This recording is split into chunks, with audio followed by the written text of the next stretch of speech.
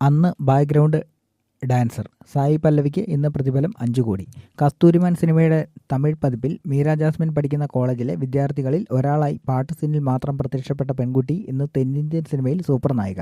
മറ്റാരുമല്ല, സായി പല്ലവിയാണ് ചിത്രത്തിലെ ഡാൻസ് സീനിൽ മീര ജാസ്മിൻ്റെ പിന്നിലായി നൃത്തം വെച്ചത്. അന്നത്തെ ചിത്രം ഇപ്പോൾ സാമൂഹ്യ മാധ്യമങ്ങളിൽ ഇടം പിടിച്ചു. സിനിമ പലപ്പോഴും താരങ്ങൾക്ക് അത്ഭുതങ്ങൾ കാത്തുവയ്ക്കാറുണ്ട്. ചെറിയ വേഷങ്ങൾ ചെയ്തും ആൾക്കൂട്ടത്തിൽ ഒരാളുമായ ക്യാമറയ്ക്ക് മുന്നിൽ എത്തിയ പലരും പിന്നീട് സൂപ്പർ താരങ്ങളായി മാറുകയും ചെയ്തു.